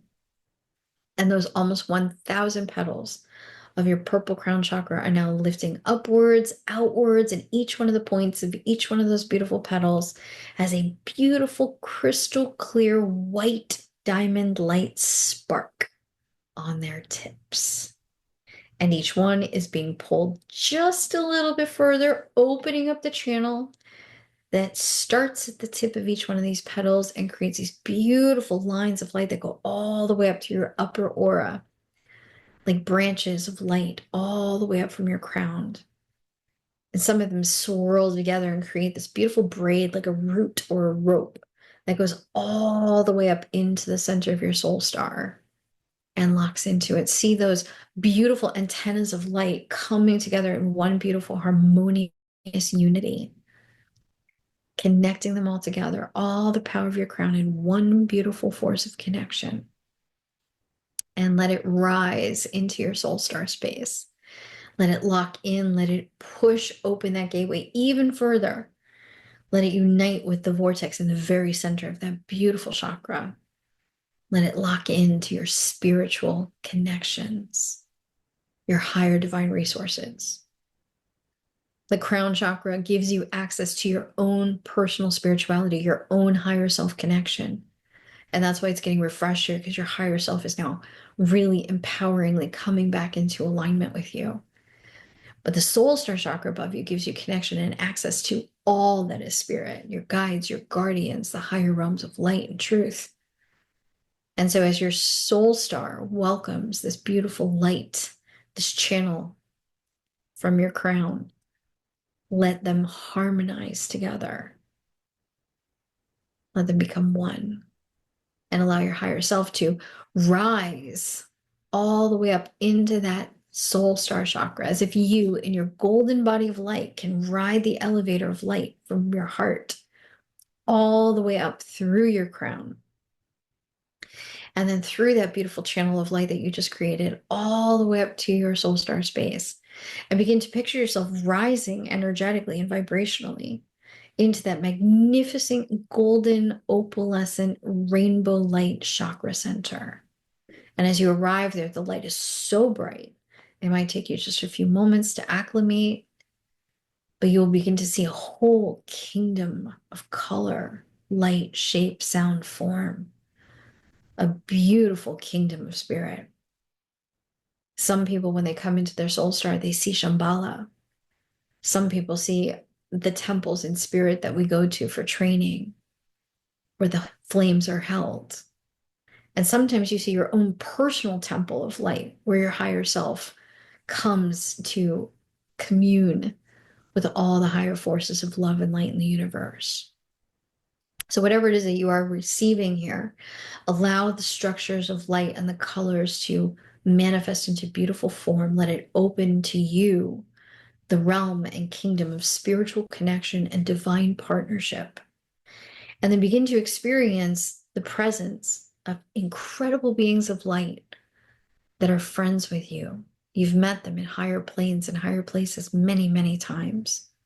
And you will see your loved ones in spirit. You will see your masters and teachers, and your guides and guardians, and your spirit guides. You will see your animal kingdom friends, the elementals, your totems. You will see your angels and archangels gathering around you, and all the company of heaven from all the illuminated realms, from the smallest to the greatest, are welcome to come and witness you here in this beautiful space. And as the entire universe, it seems, shows up in this beautiful kingdom of light, let us also welcome the presence of your masculine and feminine divine source, Alpha and Omega, the Mr. and the Mrs., the Mother and the Father God, Source, Spirit, Universe, God, Goddess, Energy. You can call it by any name you wish. You can even welcome the twin flame of spirit. And as you begin to feel all the love in the universe concentrated within the alpha omega nature of all that is, presenting itself here in this beautiful temple of light, I now invite you to begin to feel yourself igniting your twin flame nature. You will see in the center of your chakra a singular point of light in the middle of the mandala, where all the light from beneath you assimilates into one beautiful point. And you're being invited to go and stand there now. And as you step into that beautiful portal of light, I'd like you to see over top of you what looks like the eclipse from last night, this beautiful white sphere, the moon of spirit, so to speak. And of course, that represents source. And I'd like you to feel that beautiful substance, the love, the connection to what looks like this sphere of light, the moon over top of you.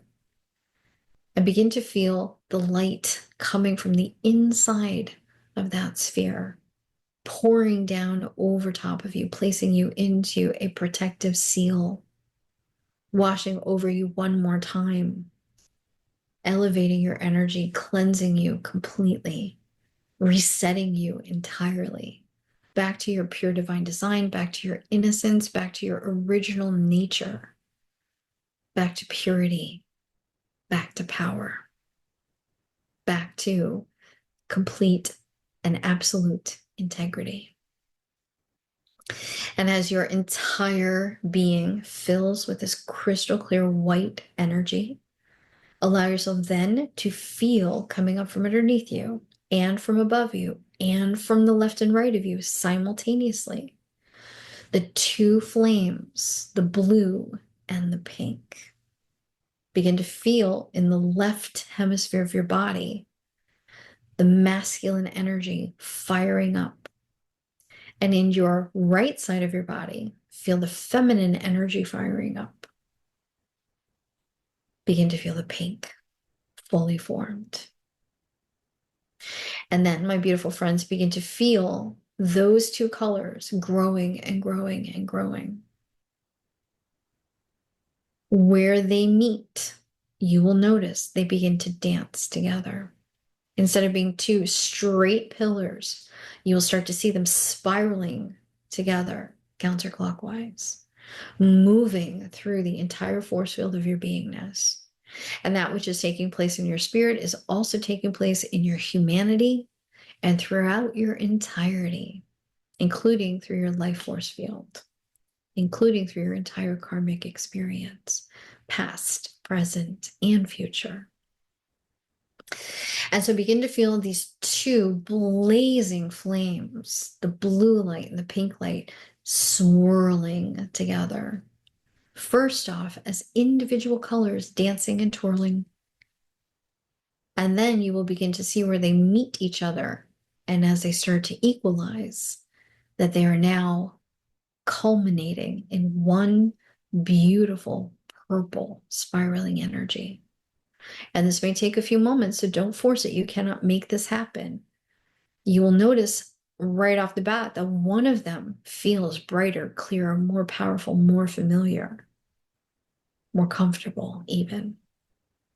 But as spirit amplifies the other one and raises its power and its capacity to match exactly and perfectly, you will feel so lovingly supported that they will merge into that one beautiful twin flame spiral.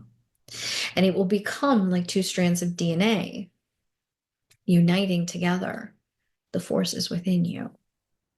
And you will feel that double band purple energy moving first and foremost through your outer structure, through the I am presence channel, through the field of your aura. But also simultaneously, you will see it embedding itself into every single cell of your body, every part of your vibration, every piece of your resonance, every thought, every feeling, every record, every breath. And so begin to feel the concentration of that deep spiraling purple energy, the twin flame molecule and let it go into the core of your being. Let it move into every single chakra point. Let it go into your quantum field, filling every single one of the spaces. Let it literally go into your spiritual DNA. Let it move deeper and deeper and imprint into all facets of your life and your beingness. Allow it to bring itself into your spiritual vision and begin to access your twin flame vision. Let it move into the depths of your third eye and let it ground into the center of your third eye consciousness and power. And let it open up your twin flame sight, your twin flame intuition. Let it soak into the center of your crown chakra, literally bringing the balance between your spirit and the physical so powerfully into that place that there's no need to integrate or to question or to understand your spirituality. Your spirituality is who you are, and who you are is spirituality. It's all one. Allow that beautiful molecule, that spinning purple DNA, move into your senses, into your tastes, into the waves and vibrations of every sound that flows through your body. Let it move into the center of your breath. Let it land deep into your hara, the seat of your soul. And as it drops down through your sacral center and into that beautiful soul space, let that twin flame lock in permanence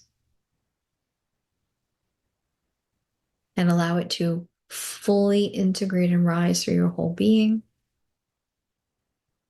And then taking a beautiful deep breath, my friends, begin to feel yourself as a united force, a non-dualistic, transcendent being.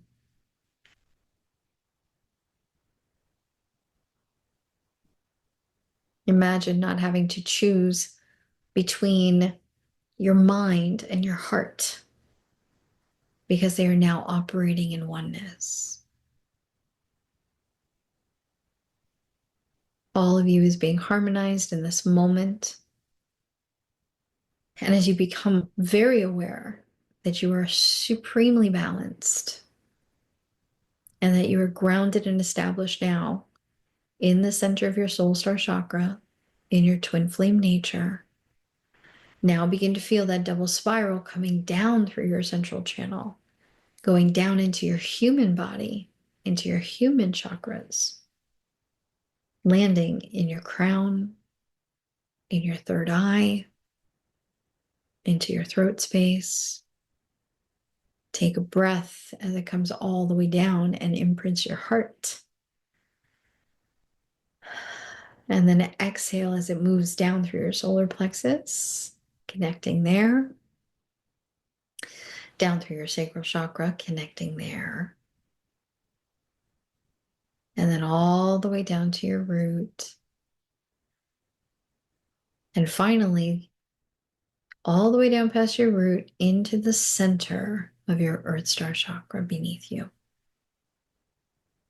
And then as that twin flame light lands in your Earth Star chakra, begin to feel the entire force field around your human field light up with that double helix purple ray, that beautiful twin flame fire.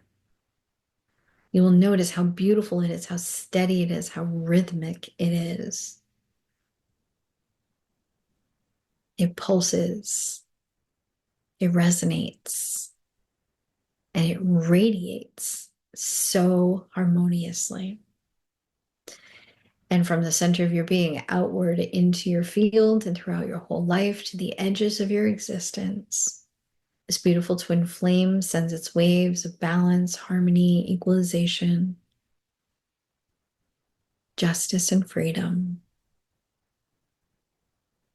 And it establishes this new level of beingness.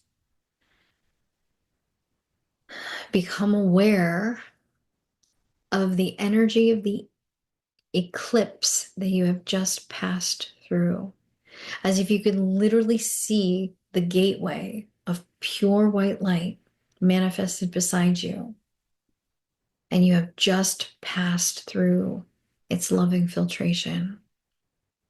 And on the other side of that vortex, look what you've left behind. Look what is over there being constantly transmuted by the healing rays. Look what is being released back into divine perfection by the efforts of the violet flame and the company of heaven on your behalf. And know that what you are seeing is not just yours, but the collectives that you are very lovingly participating in. And from your own heart now, and with your consciousness and your willingness, send your blessing, your gratitude, your unconditional love to all that once was. Perhaps just even say, thank you. I set you free. I love you. I bless you. Go heal. And as you send your love and whatever message it comes forth as through that beautiful gateway, notice the white gateway closes. Everything on the other side is now instantaneously delivered into the highest and purest of light. And the journey that you were once here healing is also complete. And as you turn now towards yourself, to yourself in this now moment, and to that potential that you are now stepping into completely and turning towards your beautiful potential future, send a rainbow of cosmic blessings and beautiful, abundant gifts of grace, goodness, and all good things into every single sacred moment that you will walk on this earth until you journey home.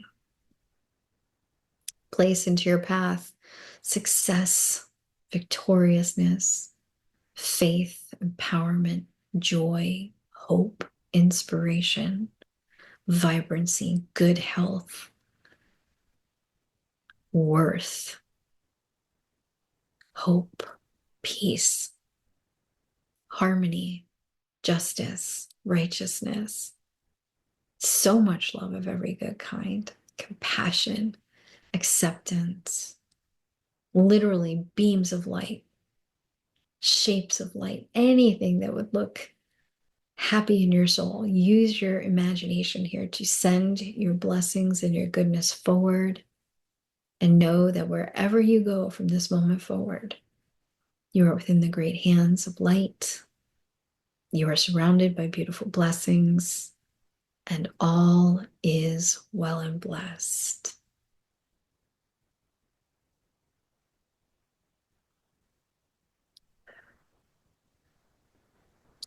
Take a few moments here and add even more blessings. And if you've run out of ideas, ask your team in spirit to shower their ideas of what would be good and blessed for you, for your highest and best. And then even beyond you, broadcast rainbow blessings and healing rays, love and light, fabulous manifestations, and all good things for all mankind, for all of life, for all of the earth, for all sentient beings, for life itself.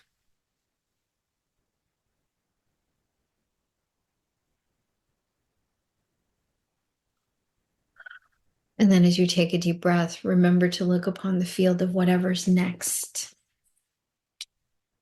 knowing that this is no longer based on insecurity, but that everything you see before you is safe and secure and in divine hands and timing, in divine order, and with divine blessings. This is not a vision of injustice, but rather a vision of balance, a vision of harmony, unity, equipoise, justice and freedom, equalized and rightfully, beautifully distributed for all beings. True freedom, true harmony. Know that as you observe this beautiful space, there is no scarcity here. There is no insufficiency and lack. For everything you see is absolute abundance, more than enoughness, more blessings than you could ever take in one lifetime, more beauty, more benevolence, more goodness, more happiness, more hope than ever before. And as you begin to really feel your twin flame nature embracing this beautiful world that you are creating for yourself and this beautiful life that you are blessing for yourself, turn your heart one final time to the source of all that is love, to the source that is all of life, and ask that this be held and sealed with even higher intentions and for the greatest good of you and for the greatest good of all.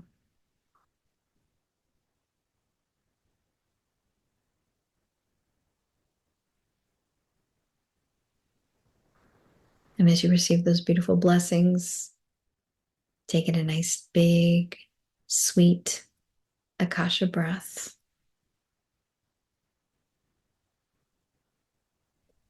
Release it securely, knowing there will be plenty of air for you to breathe again. There's no end to the Akasha breath. And then do so again. Just breathe in, breathe out. Feel yourself synchronized to all the blessings, all the rays, all the harmony, all the peace, beautiful twin flame nature of your being.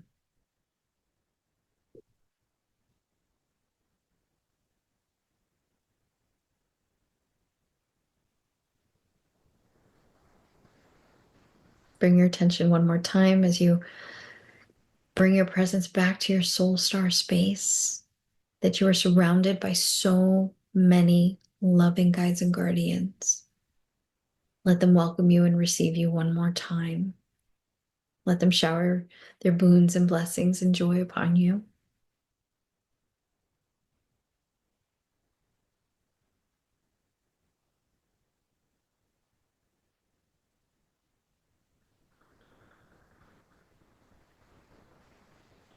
And then taking all that love with you, allow yourself to slip back down through the channel. Come back into your beautiful human field, slipping in through your wide open, bright, beautiful crown chakra. And allow your center of gravity to come back into the heart. And then as the golden spark of your being arrives in the heart chakra, let it land in the center, the twin flame spiral. And then breathing in, breathing out, emerge from there back into your fullness, into all of your senses, into your whole beingness, quite easily and effortlessly.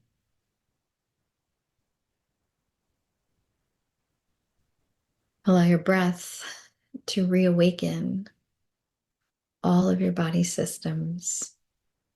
Feel your in-breath and your out-breath grounding you nice and gently back into your physical world, back into your body, back into the here and the now. And as you softly and slowly come back, you can take deeper breaths. You can very gently move your smaller parts, your fingers and your toes maybe.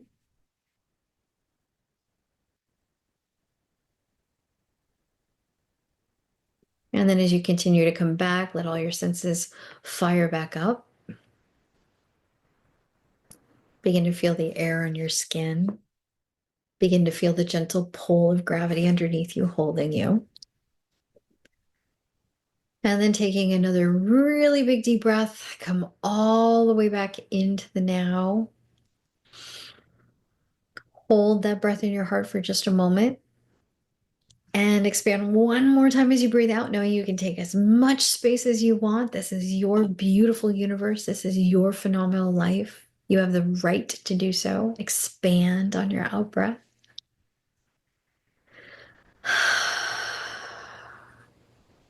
And then join me as we bring our hands back together, my friends. And let's give them a nice little rub. Let's fire up the grids just enough to help you wake up so you can go to sleep.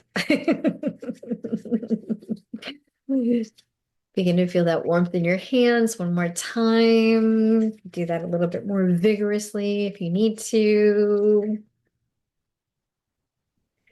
And then one more time, last time of the evening, let's bring it into the heart together. That feels so good in my heart space right now. So bring it into the heart. Let's unite our breath in one more deep breath in. Breathe in. Exhale completely, prepping for an Om. Exhale all the way out, and then deep breath in and join me.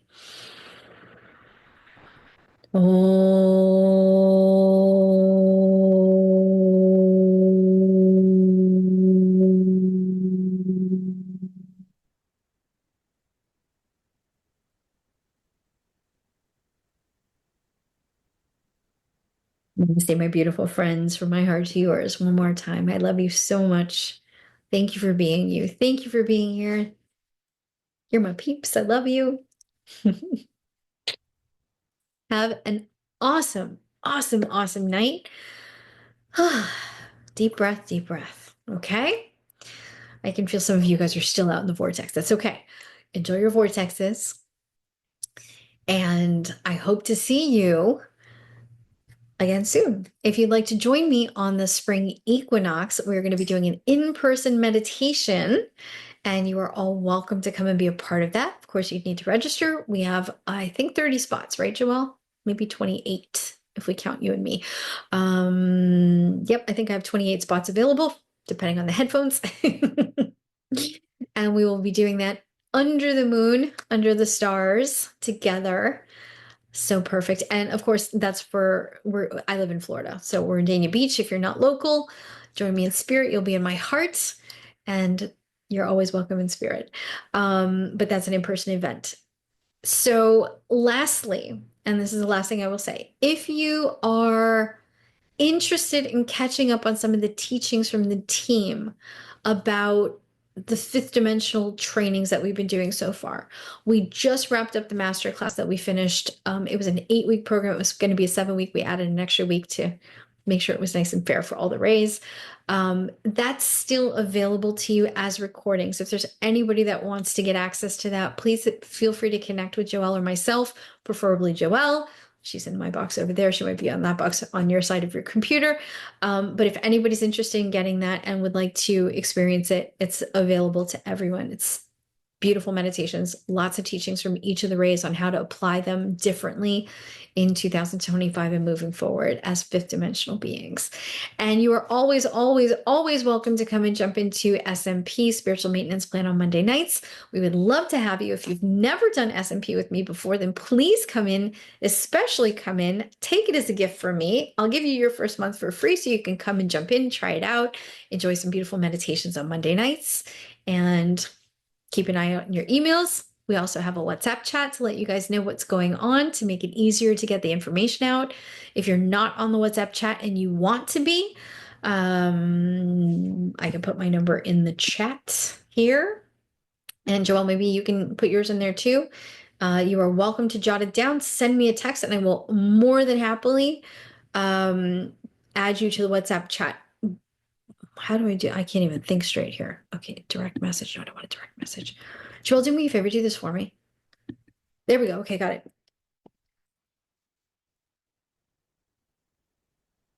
I almost forgot.